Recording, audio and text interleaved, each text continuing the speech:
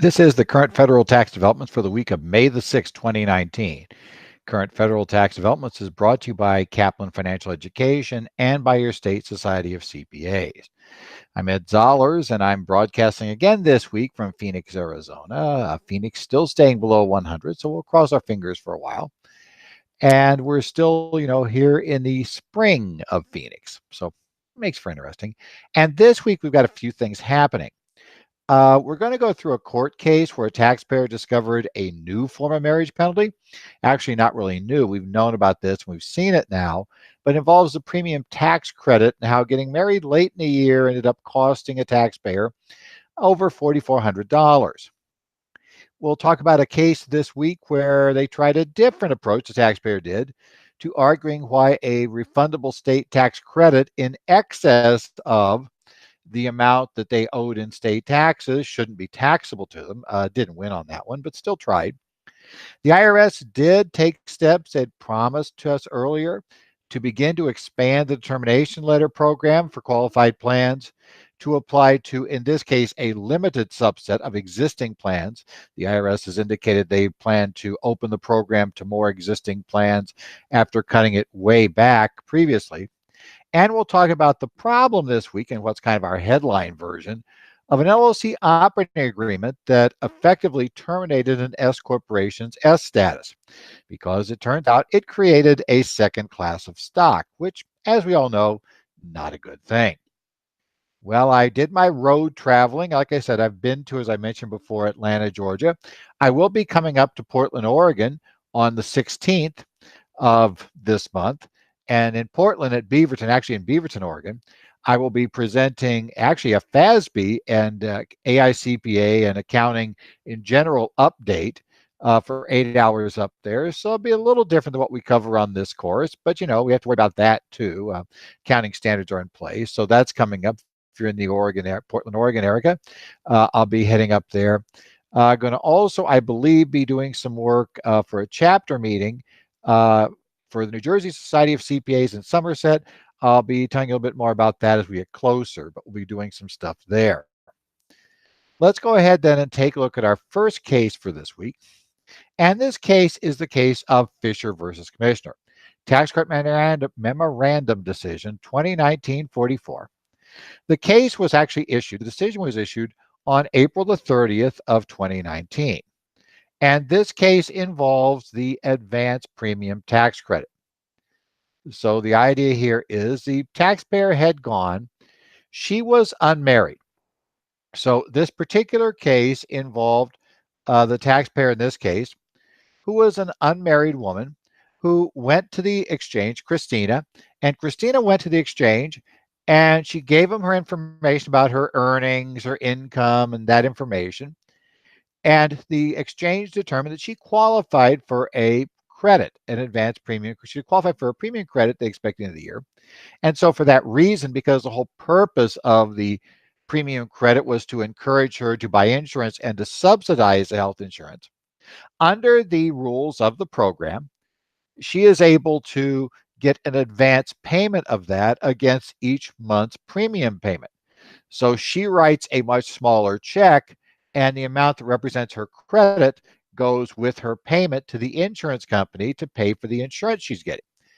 So Christina had been determined that she was going to get about $4,400 worth of credits throughout the year.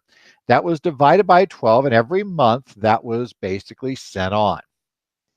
In mid-November of this year, in mid-November of the year in question, Christina essentially went and she got married. Okay.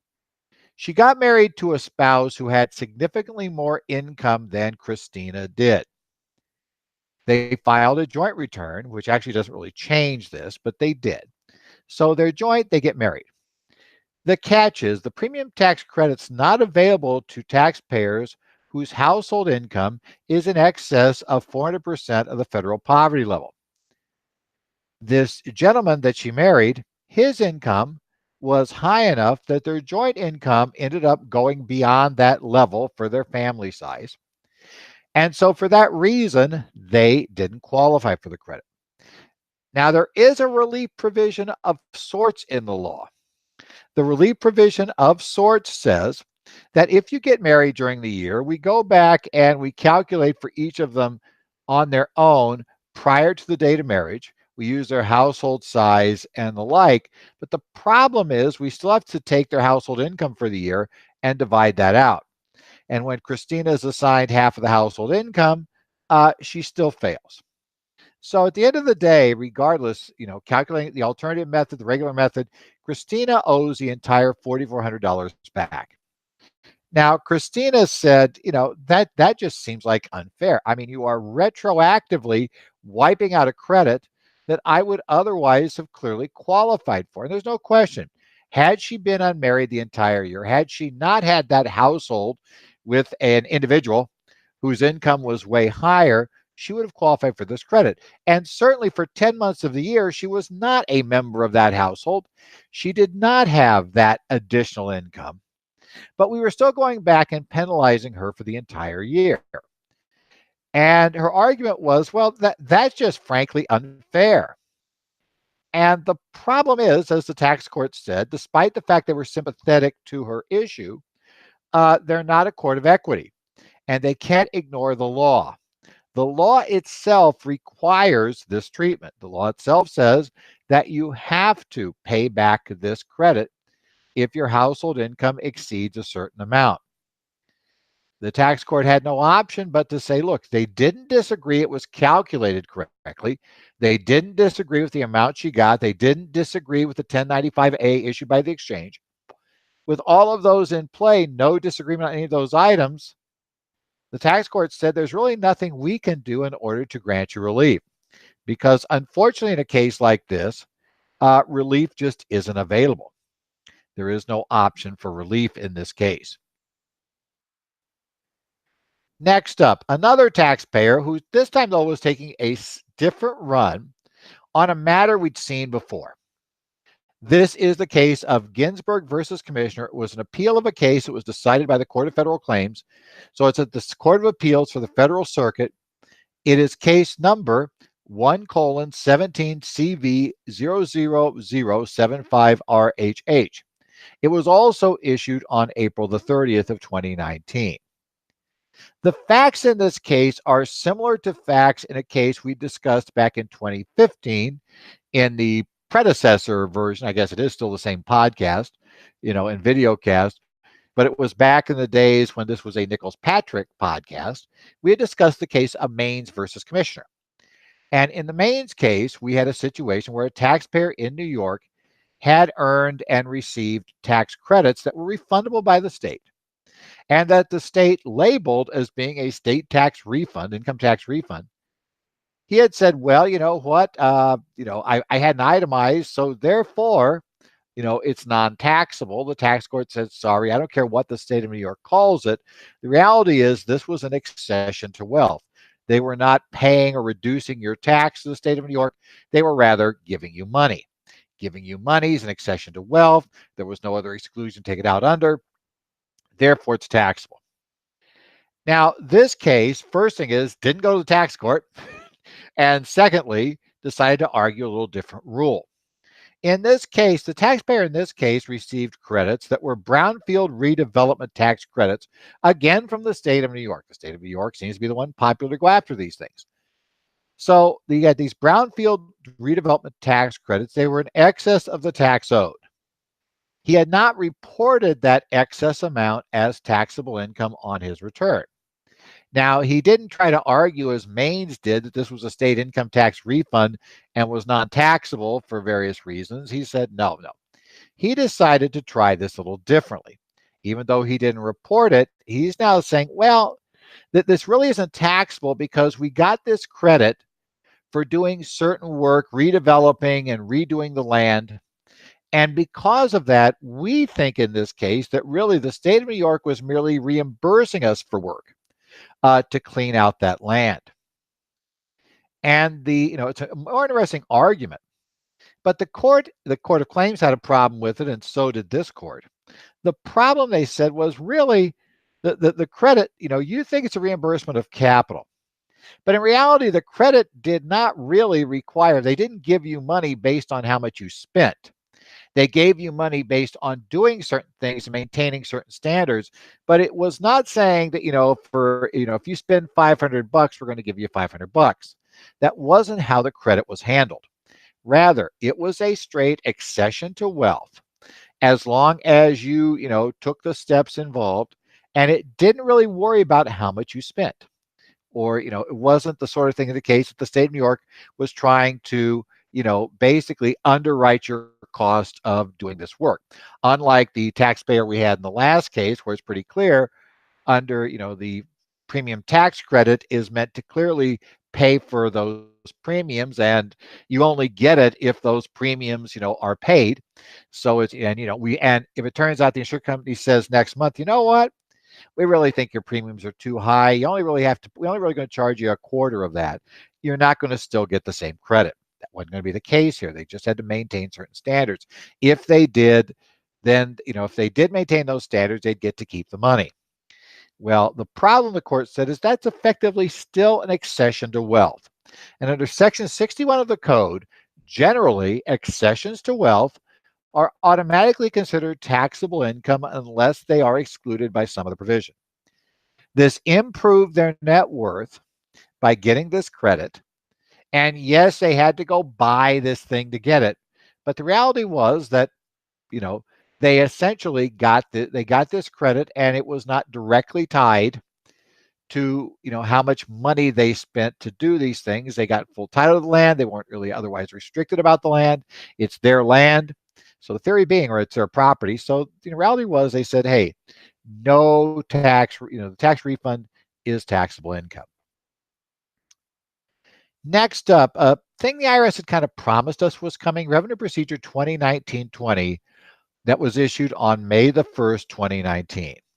This represents a expansion of the IRS's determination letter program for qualified retirement plans, okay?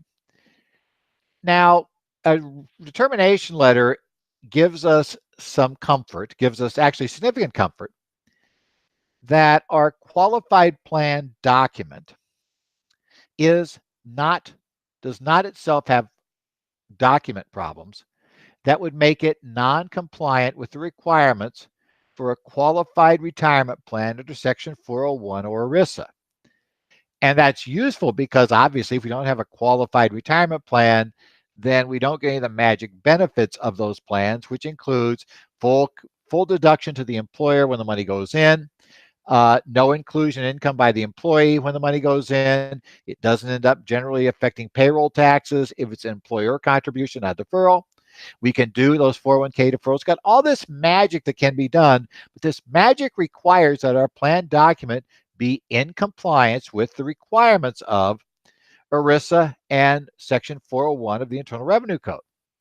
So the IRS will give you that blessing if you send your plan in and pay a fee. But they have cut back dramatically on how they do it. I remember years ago when I first started basically in tax accounting, I was here in Phoenix, Arizona.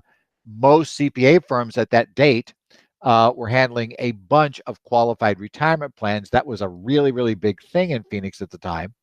And most of those plans were not 401ks. They were fully employer funded. And there were various reasons why 401ks just didn't work for closely held businesses very well at all at that time. So basically, we had very, very few plans that were, they were all straight profit sharing plans. And so at the time, I did a bunch of 5500s in my early years in practice. Had a bunch of these things. And documents have to be updated when the law was changed. And the law got changed quite a bit that time too, because your document has to be updated to be current. And traditionally in those days, you would send, because we did mainly customized plans, or at least quasi-customized plans, you'd send them in for a new determination letter when you did these major changes. And that program continued over the years in various forms, but the IRS finally decided that that was too burdensome and a problem for them, even with the user fee. So they cut back and limited their program generally for customized, for self-developed plans, to new plans and plans that were being terminated. If you are making amendments during the other interim periods, if the law changed and you had to modify the plan, or you otherwise modified the plan, Uh, you just had to hope that your modifications were good enough the service didn't want to waste time doing it. Due to complaints, they've now backed off on that somewhat. Now, beginning in September, they will allow applications for two types of situations. Number one, if you have a statutory hybrid benefit plan. That's kind of a long way of saying cash benefit defined benefit plan, a cash balance defined benefit plan. It's a hybrid because it's based on a deemed existing account is what you do, but it's a defined benefit plan. So those types, there have been some changes, and there were significant regulations issued, not terribly long ago after a number of these plans already been in place, and nobody could get a termination letter on that because, their plan couldn't qualify since it wasn't brand new, it wasn't being terminated. Now those plans can be submitted for a termination letter, which means the IRS can review the plan language against what the law now requires, and you will have an option to hopefully fix anything that's not quite right. They also have allowed a case where plans are merged. We have a lot of acquisitions have gone on. I mean, especially in the tech industry, there's been a ton of acquisitions that have gone on. And most of those old companies, the two separate companies, each probably had their own retirement plans. And when we merge those companies, we most often would like to combine the retirement plans into a single plan so that we're not running, if you've acquired a bunch of companies, and companies like Google and Apple have acquired many companies over the years, they don't want to have 42 different, retirement programs that apply to different groups, that are pre-existing plans. So we want to try to merge these plans into one centralized plan, hopefully to simplify administration. Well, up to now, if you did that, you again were hoping you got it right because it wasn't a new plan, so they wouldn't rule on that. Now they will, again, beginning in September. If you have a merged plan, they'll rule on it. Here's the catch, though. We've been doing these for quite a while. So what happens if we send it in now for blessing, and it turns out they come back and say, oh, no, that provision, not good, need to be changed. We've been running with that provision for a few years. Are we in trouble? Are we going to get hit with big sanctions? Are we going to even maybe lose qualification? And the answer is no. The IRS also added relief provisions in here that will extend the period to fix problems with remedial amendment periods. And remedial means we can make them effectively quasi-retroactively after taking certain actions to solve the problems, and we're not going to face sanctions for that situation. To clean up issues, presumably issues that we're going to find when we send these plans in that previously we weren't allowed to send in. The IRS now says, well, we got this issue with it, and we're not going to give you a blessing letter until such time as you clean this up. You've now basically shown them all the dirty laundry, and that would seem to be somewhat unfair since they now could come in and examine the plan. So we now have a bit of relief. That's kind of good news for us. The IRS has also stated, they've implied that this is just step one.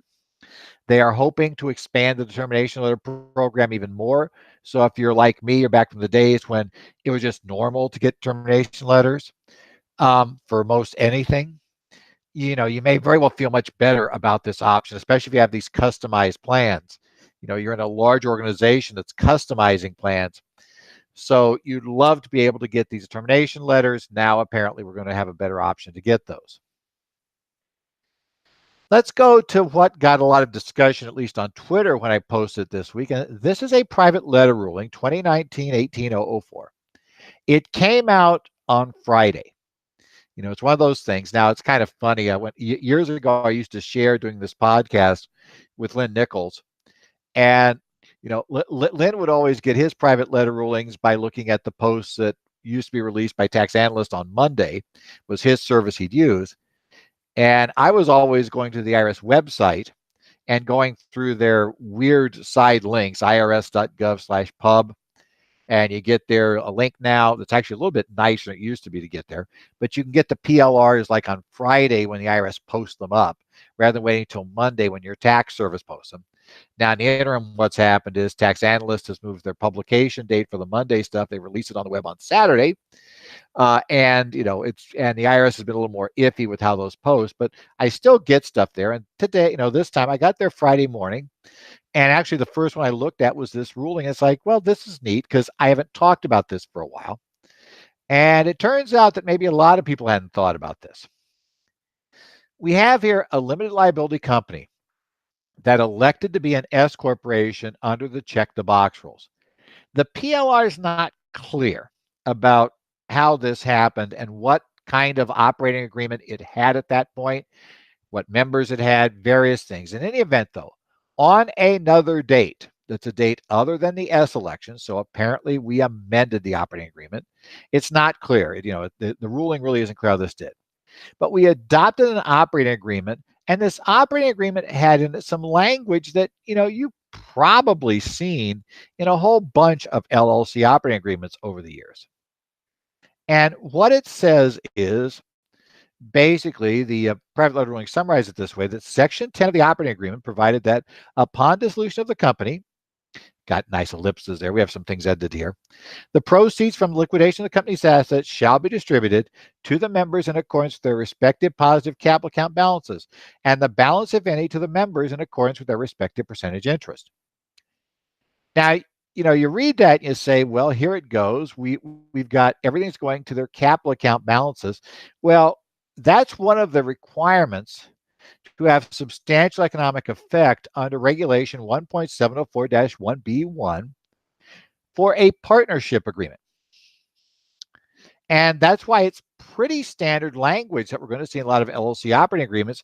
If you just go grab one off the internet somewhere, boilerplate, people are known to do that. You just grab this boilerplate document, or the attorney who doesn't work a lot with S corporations, maybe the attorney wasn't even aware you're planning to use an S corporation. You're going to do an S selection on this thing. So there is this nice vanilla LLC operating agreement that is formed. Well, here's our problem. That is a partnership provision. And the hitch goes to, in the under for S corporations, we look at Internal Revenue Code section 1362B. One of the requirements to be an S corporation is an S corporation can only have one class of stock outstanding. Now, the definition of class of stock for an S corporation is a little different than the definition you'd see under state law. And this definition also has to be expanded to cover the concept of an LLC operating agreement and member interest. An LLC doesn't issue stock. So we're in this weird world of trying to figure out how to make this work and how it fits. So we have an odd definition of second class of stock, because, by the way, second class of stock, voting rights aren't considered as class of stock, while for state law purposes, that's probably considered one of the most significant indications that you have multiple classes of stock. Under corporate law, there's different rights to vote. That's kind of a big deal. Not a big deal for the S corporation rules. Rather, for the S corporation rules, the key issue here is whether your stocks have, stock is considered to be a single class of stock if each share of stock. For LLC, we've got to kind of make this kind of glob, this unit that we're going to look at. So for each interest piece, whatever that piece might be. And I hate to use units because a lot of agreements will call that. That's not necessarily what it calls a unit, may not be the same as what we're going to consider a unit for this purpose. So just be aware, I'm going to call it this glob, this glob that is our ownership piece in the LLC, that each piece, however we do them on a quote per share basis, so we've got to break them into equal size things that are per share, that each one of those pieces always has identical rights, and the key word in that there is rights, to distributions and liquidation proceeds. Okay.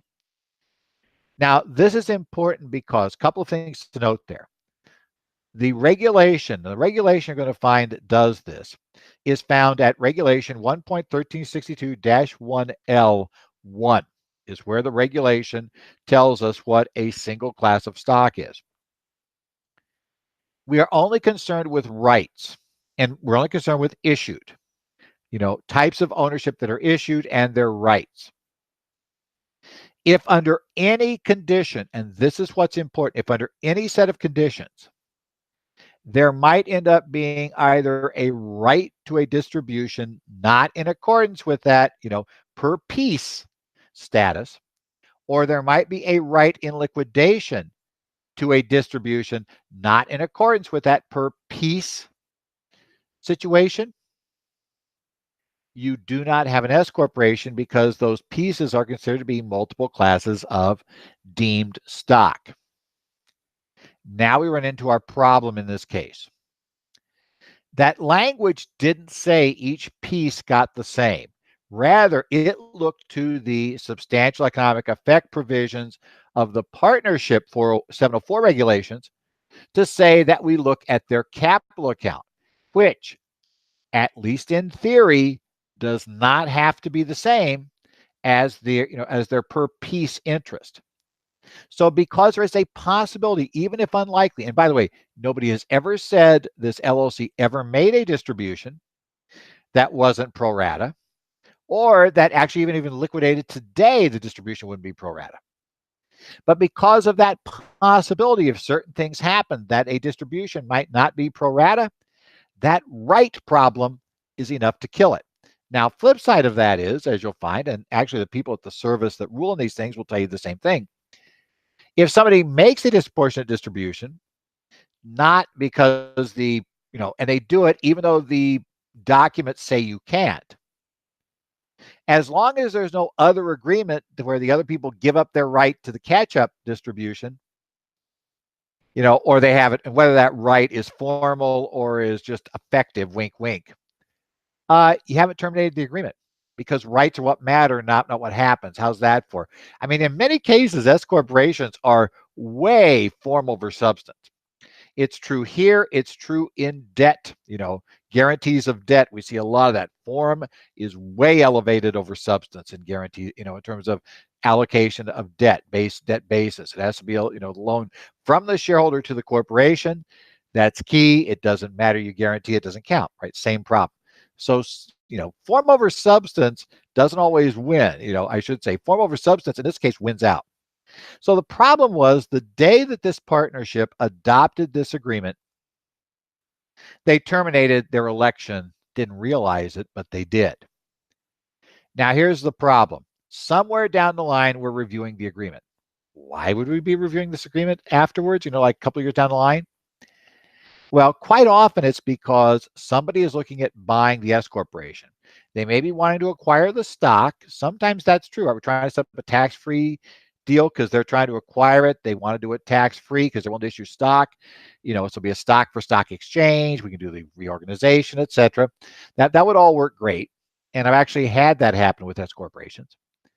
Or even if they acquire the assets, they're worried, that if that corporation has this big liability out there, that they might somehow get tainted with that if they're deemed to have basically, taken all the assets of the company and allowed them to scurry off. They allowed them to perpetrate a fraud against the U.S. government.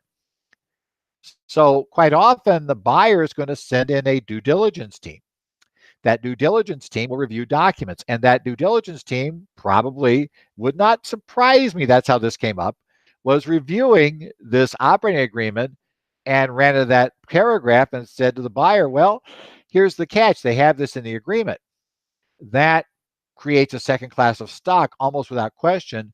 So arguably, this thing has not been an S corporation for, let's say, whenever they adopted this 10 years ago.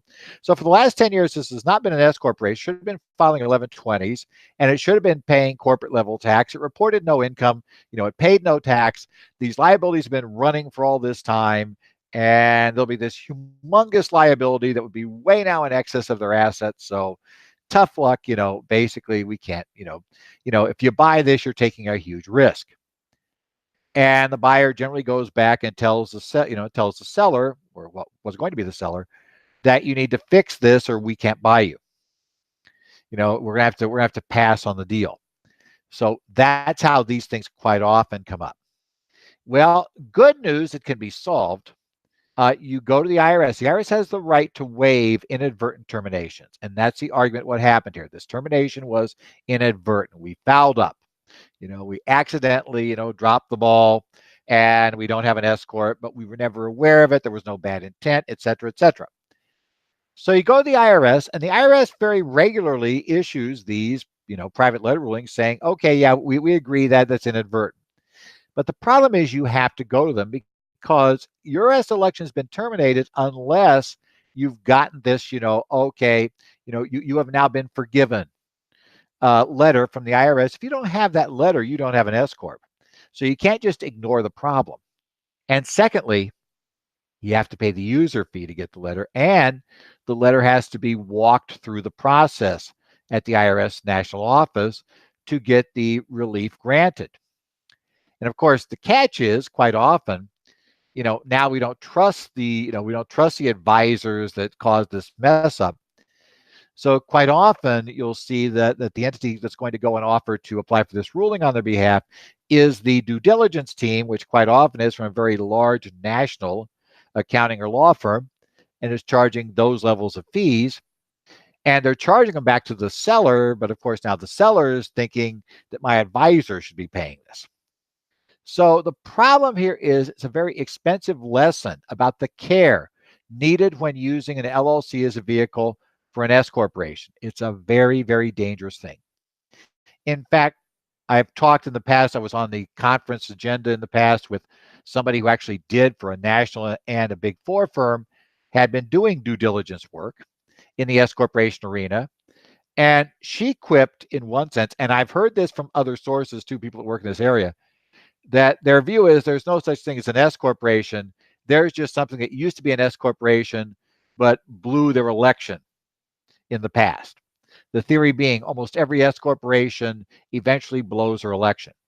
S's are extremely, extremely fragile. They are very easy to blow the election. And once the election's blown, you've got to get this private letter ruling to get it back. This means A, take real care with your S clients to make sure we don't have problems like second classes stock, non-resident alien shareholders, that if we have trusts, they are QSST or ESBTs, those sort of things we see problems with all the time, that we don't get shares put in a partnership, that we don't get shares held by a corporation that's not an S corp that holds 100%, we make a Q sub election. Check all these problems. Secondly, when you take over a new S corporation client, you need to kind of do your own due diligence research on what's happened in the past to make sure if you catch it now, then you're at least not exposed down the line when, a third party comes in and says, oh, by the way, this thing was not an S corporation. You know what? The CPA that I know you switched CPAs in 2016.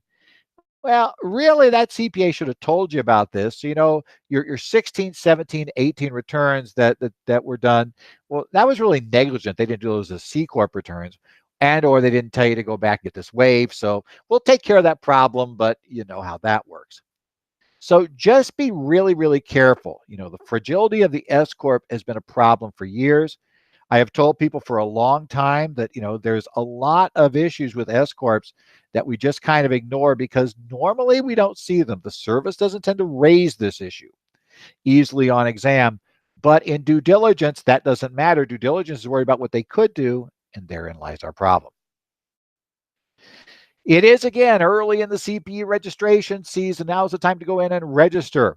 Registering now helps everybody, figure out how the year's going to go. I'll just warn you ahead of time. It's important so that we all know, if in fact there's going to be enough people for courses to occur. That sometimes happens. It turns out there's only 4 people. Well, so maybe we can't hold a course for 4 people. And that happens at times because it just won't pay for the airfare. The downside, though, is if you wait till like the week before, 2 weeks before to register for a course, hey, we got enough people to do it. Because we didn't know that, none of the airfare, none of the travel could be booked in. Yeah, that also hurts. And so it drives up the number you need, which, yeah, it's kind of a mess. Also, for those of you in Arizona, please remember, you don't register by the end of May, you lose your early sign-up discount. So it's also kind of important for those of us here in Arizona that we want to do that for that. Your state societies have a bunch of options. There's a lot that happened during tax season. You really want to go in now and get some more information in place. And by the way, as I said, I'm teaching an A&A course. we're in the middle of the three big, you know, changes that came down from FASB. We're in the middle of implementation. When you're a public company or a private company, we're in different stages of those. But you've got all those things to take a look at. Now's the time to go take a look, plan your CPE for the year, and sign up. Your state catalogs are online, and for those that print them, most of the print catalogs are also out in the mail. So take a look, see what's happening, sign up. I look forward to seeing you guys. I've got courses coming up in New Jersey in June. I've got them in New Jersey in June. I've got them in Phoenix in June. We've got them, and actually in Tucson in June. I've got one preparing complex returns. We'll also talk about 199 Cap A. Be down in Tucson doing those. So be aware, some of those are going to be webcast. So you may want to check into that too if you can sit in your office and watch these. So let's talk about, again, our updates are always found online at currentfederaltaxdevelopments.com. If you have any questions or comments, you can email me, edzollers@currentfederaltaxdevelopments.com. Twitter handle @edzollers, and we post things there. We get into discussions there. The S corporation ruling, as I said, generated a series of responses on that in that level. I also follow various discussions. The Reddit one I mention every week, reddit.com/r/taxpros. That one's open to anybody who wants to get in there. It is moderated, and they do a pretty good job of making sure that it's not just a bunch of people asking for free tax advice to go back and do it on TurboTax. So we get a pretty good group there. Also, I monitor the Connect websites for the Arizona, New Jersey, and Minnesota Society of CPAs. So if you have issues, you can post there, and I'll be watching the posts on those sites. Connect is a system they use for discussion boards. I also follow along on the Yahoo group site run by the California Society of CPAs, Cal CPA for short. On Tax Talk, that one is open to any CPA or attorney, any licensed anywhere in the country. So you have to get permission to get in there, but you can get in. Follow those things. Those discussion groups are really, really helpful, especially if you're, let's say, a solo practitioner. You don't have somebody to bounce ideas off of. Those are places to get some ideas, and there's some really very, very, very well qualified individuals in those groups who give over information, who will give answers. And I mean, you follow for a while, you'll figure out who they are very quickly. So if you have an option to follow either those groups I just mentioned, you're a member of one of those state societies, you're going to the California group, because anybody can do that who's a CPA. Or check your own state society, see if they have their own discussion groups, and take a look in there, see what's happening. I found there are various levels of engagement in the various state society groups. Some are far more active than others, but still, it's a useful place to go. And by the way, the easiest way to get an active group going in your state is to get involved and actually start posting and discussing things there. It's amazing how tax people like to talk. The minute they find out there's a place to talk and people are talking about things that are happening, they tend to show up. Otherwise, though, we'll see you next week, hopefully, here as we talk about what's going on in current federal tax developments. Remember, we are still awaiting the final regulations on state and local taxes and state tax credits. Those are out there. We are awaiting proposed regulations on agricultural cooperatives and these rules related to, the 199 Cap A-G problem. We also have out there, the IRS has proposed regs at OIRA that are going to deal with the 451C rules for revenue conformity, which is half conformity because it's just as fast as under GAAP effectively. That applies to the Tax Cuts and Jobs Act. And I noted there have been two large companies that have been noted on OIRA's website as having had meetings with OIRA in the past couple of weeks on those. So there's a lot of interest there. And we'll take a look at those. When those come down, we'll talk about them, discuss what's happening, and anything else. I'm sure other things will happen over the next couple of weeks. So hopefully we'll see you again next week here on Current Federal Tax Developments.